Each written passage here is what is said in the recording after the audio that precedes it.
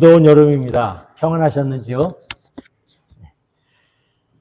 오늘도 주님 은혜 가운데 우리 안에 주님 주시는 평안과 또 성령의 충만함이 가득하시기를 빕니다.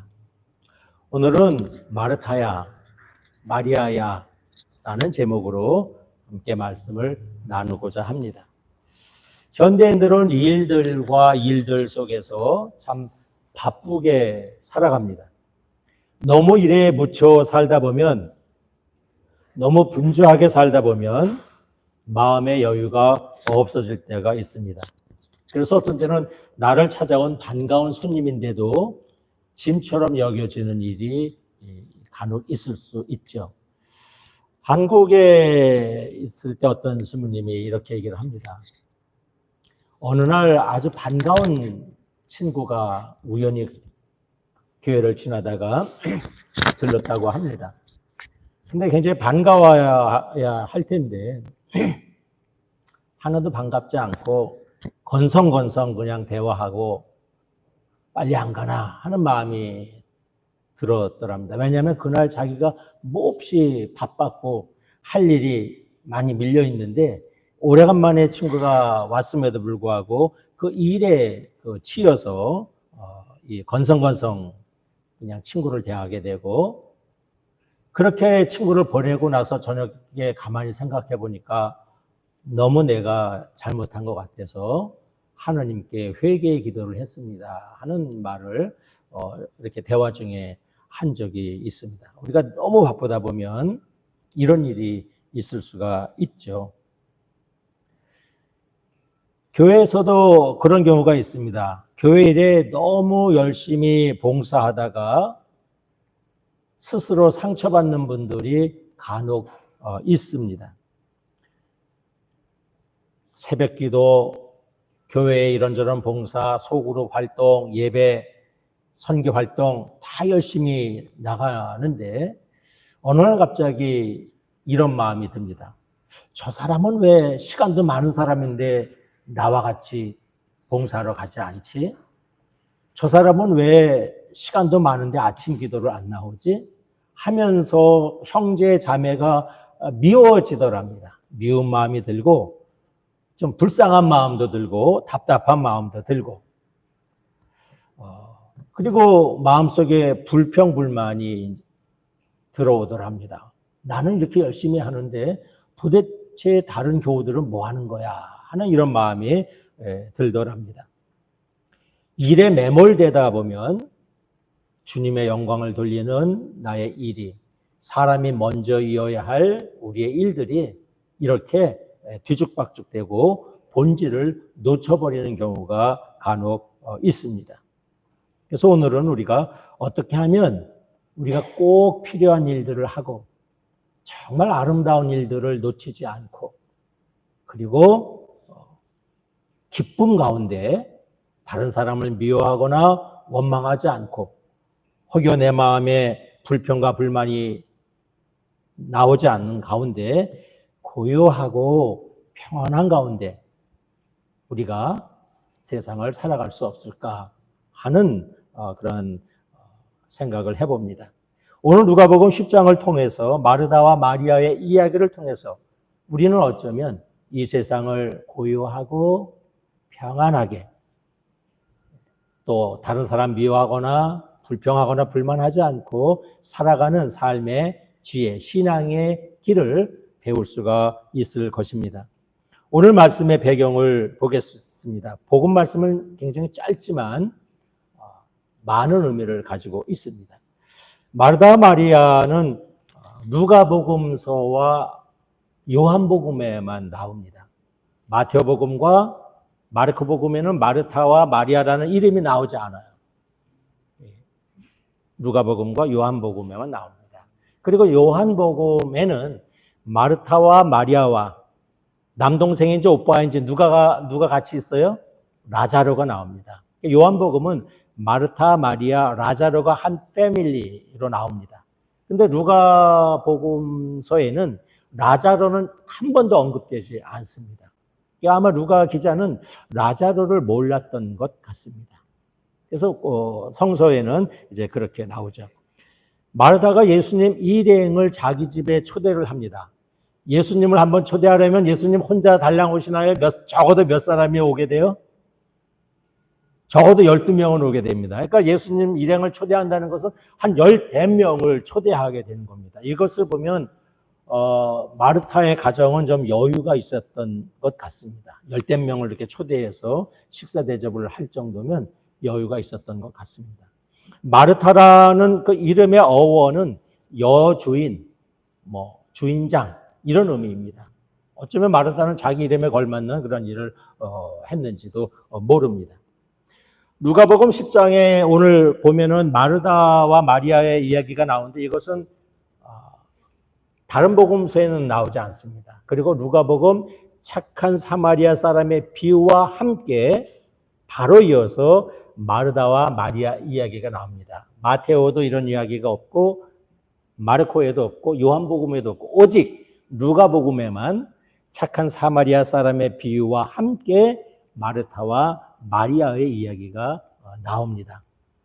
착한 사마리아 사람의 비유는 우리가 지난주에 말씀을 했듯이 우리가 영원한 생명을 살려면 어떻게 살아야 하느냐, 하느님을 사랑하고 이웃을 사랑하며 살아야 한다라는 말씀을 담고 있죠.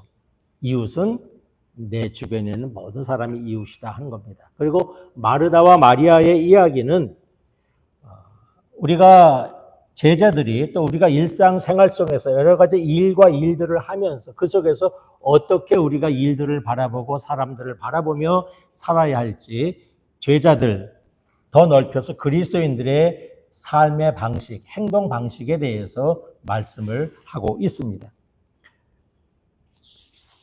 여러분 오늘 말씀을 한번 우리가 살펴보겠습니다. 이 마르다와 마리아의 이야기가 어떻게 해석되어 왔는지 전통적으로는 마르다는 행동하는 사람, 그리고 마리아는 관상하는 사람 또는 묵상하는 사람, 기도하는 사람, 영적인 사람으로 이렇게 해석이 되어 오고 있습니다. 그래서 이 마르다와 마리아의 이야기는 행동하는 믿음의 마르다와 관상적인 삶, 영성적인 삶을 사는 마리아의 이야기로 내려오고 있고 고대 교회로부터 중세 교회에 이르기까지 대체로 그런 가운데 누구의 삶이 더 높은 삶으로 칭송되고 있어요? 하나님의 예수님의 말씀을 열심히 잘 들은 마리아의 영성적인 삶, 관상적인 삶이 더 우월한 것으로 이렇게 전해져 내려오고 그렇게 해석이 되고 있습니다. 오리게네스도 그렇게 해석을 했고 성 어거스틴도 그렇게 해석을 했습니다. 그래서 많은 분들이 이 마르다와 마리아의 이야기는 관상적인 삶이 더 소중한 것이냐, 활동하는, 행동하는 믿음이 더 소중한 것이냐의 우열을 가리는 것처럼 해석해온 오랫동안 그런 것에 초점이 맞추어져서 내려왔습니다. 근데 사실은 그것은 엄밀히 보면은 이 말씀이 행동하는 믿음과 관상적인 믿음의 우열을 가리는 것으로는 볼 수 없습니다. 왜냐하면 예수께서 마르다를 지적하신 것은 마르다의 행동을 지적한 것이 아니라 분주한 일을 너무 많이 하다 보니까 분주하고 걱정하고 초조해하고 좀 신경질을 좀 담은 좀 스트레스가 있는 가운데 이 일 저 일하는 마르다에게 말씀을 하신 것이지 마르다의 일, 행동, 음식을 만드는 일 그 자체를 나무라신 것은 아닙니다. 그래서 마르다가 일하면서 분주해하고 일에 너무 매몰된 그 모습을 예수께서 한마디 하신 것이지 마르다의 그 일 자체, 행동 자체를 예수께서 나무라신 것은 아닙니다. 왜냐하면 예수님은 행동하는 분이십니다. 예수님처럼 행동하는 분이 없습니다. 예수님은 활동가입니다. 행동가입니다. 이른 아침부터 밤늦게까지 예수께서는 활동하셨습니다. 행동하는 분입니다. 그렇기 때문에 예수께서 마르다의 행동을 뭐라고 하신 것이 아니라 행동하면서 불평하거나 불만하거나 남을 탓하거나 스트레스 가운데 있는 그런 모습에 대해서 예수께서 한 말씀 하신 것입니다.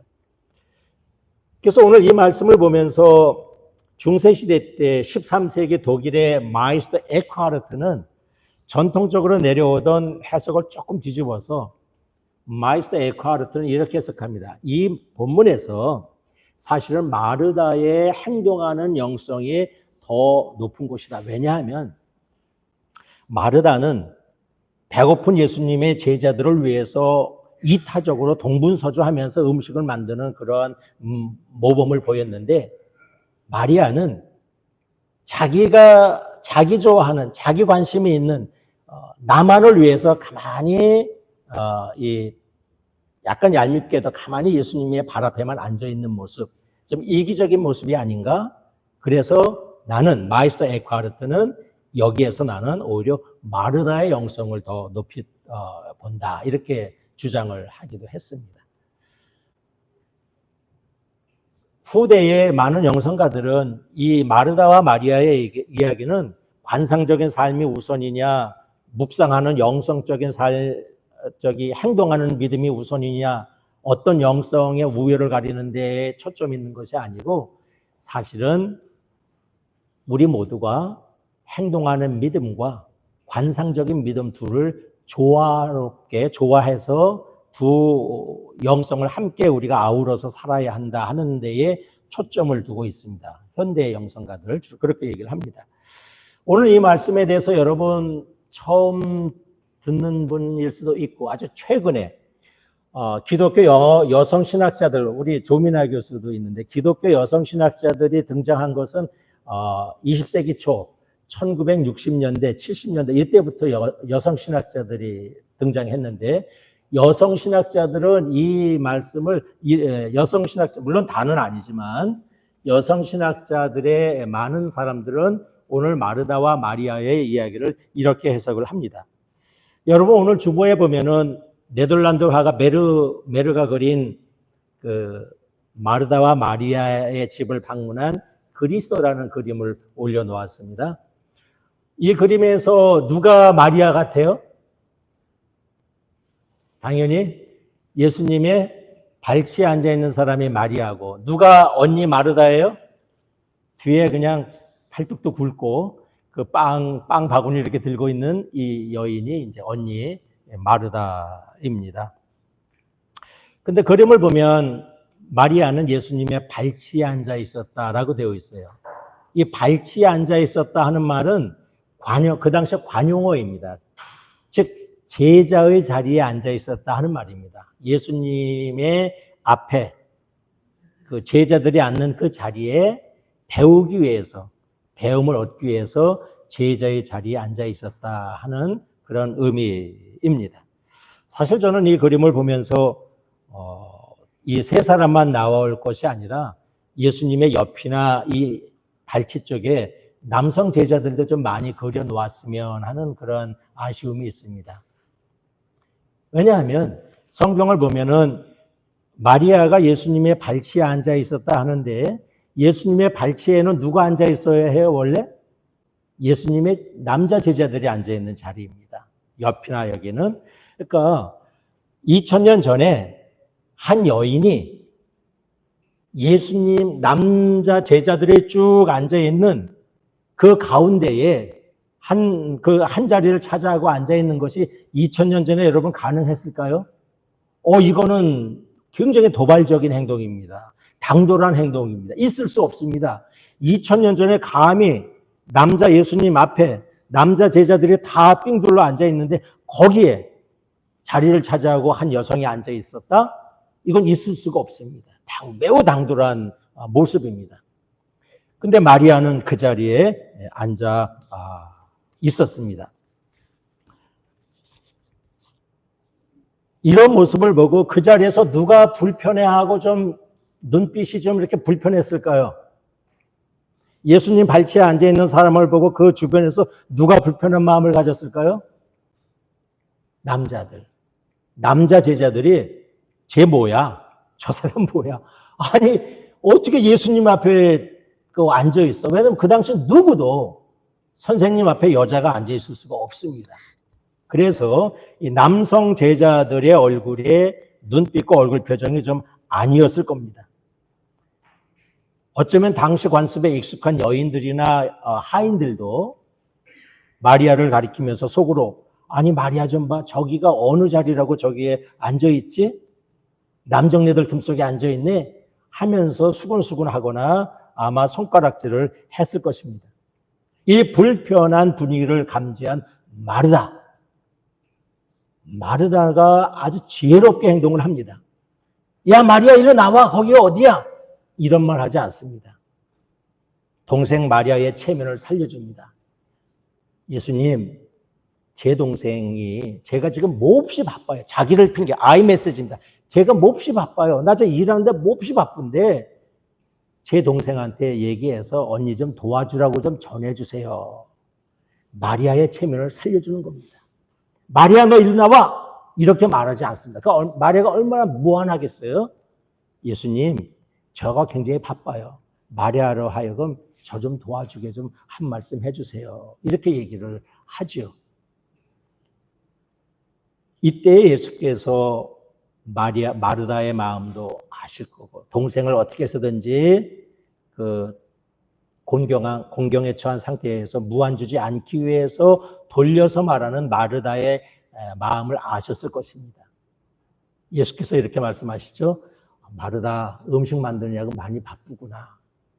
굉장히 바쁘지? 그런데 이 동생 마리아도 여기 앉아 있는 것이 눈치가 없는 것도 아니고 당돌한 것도 아니고 마땅히 있어야 할 자리에 앉아 있는 거야.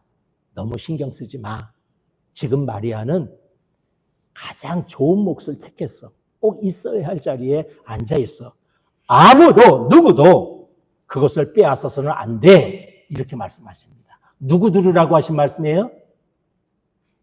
남자들. 그 자리에서 수근수근하고 아니 왜 이 사람이 여기 앉아있지? 얘가 왜 여기 있어? 이렇게 하면서 불편해하고 불평하는 마음을 갖고 있는 남성 제자들 들으라고 예수께서 누구도 이러한 자리를 빼앗으면 안 돼! 라고 얘기하셨습니다. 이것은 제 해석이 아니고 여성신학자들의 해석입니다. 여성신학자들의 해석. 이 말씀은 여성도 가르침을 받을 수 있어 하시는 선언입니다. 여성도 나의 제자가 될 수 있어. 누구도 나의 제자가 되려는 여성을 이 자리에서 쫓아낼 수 없어. 여성의 제자직을 허락하시는, 인정하시는 말씀이라는 것입니다. 최근에 나오는 여성신학자들의 해석입니다. 물론 여러분들이 이 해석을 받아들일 수도 있고 너무 생소하다고 안 받아들일 수도 있지만 여성신학자의 눈으로 보면 이 똑같은 말씀을 이렇게 해석할 수가 있습니다.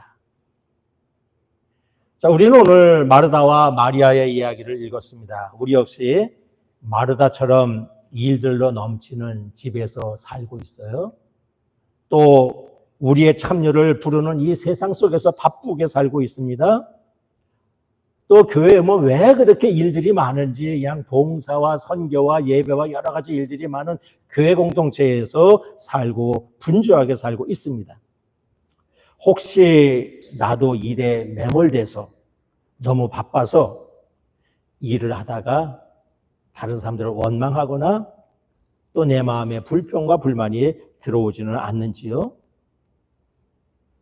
넘치는 일들 속에서 정말 지혜롭게 꼭 필요한 일은 꼭 하고 아름다운 일도 놓치지 않고 정말 중요한 일들을 기쁘게 해낼 수 있는, 그리고 다른 사람들을 미워하거나 탓하지 않고 고요하고 평안한 가운데 우리의 삶을 살아갈 수는 없을까 하는 것이죠. 그 길이 오늘 마르다와 마리아의 이야기는 조화에 있다고 말씀합니다. 활동적인 믿음의 마르다와 관상적인 믿음의 마리아의 삶의 방식의 조화가 우리 안에 있으면 됩니다. 우리 마음 안에 마르다의 행동하는 믿음도 있어야 되고 마리아의 관상적인 삶도 그 방식도 있어야 합니다. 사실 그래서 오늘 주보를 보면 예수께서 둘 다 인정하는 것 같아요. 예수님의 손은 누구를 향해 있어요? 마리아를 향해 있어요. 예수님의 얼굴과 눈은 누구를 향해 있어요? 마르다를 향해 있습니다. 어느 누구도 배제하지 않으십니다. 예수님은 마리아도 그래, 마르다도 그래. 이렇게 하는 그림을 베르메르는 그려냈습니다. 그러므로 우리는 우리의 삶 속에 이 조화, 어느 한쪽의 우열을 가리는데 우리가 너무 에너지를 쓰지 말고 어떻게 하면 내 마음 안에 마르다의 영성도 살아있고 마리아의 영성도 살아있을 수 있을까 하는 그 조화에 우리는 신경을 써야 합니다. 조화에 이르는 길은 오늘 예수께서 마리아에게 말씀하신 대로 주님 앞에 머무는 것입니다. 주님의 말씀을 듣는 것입니다.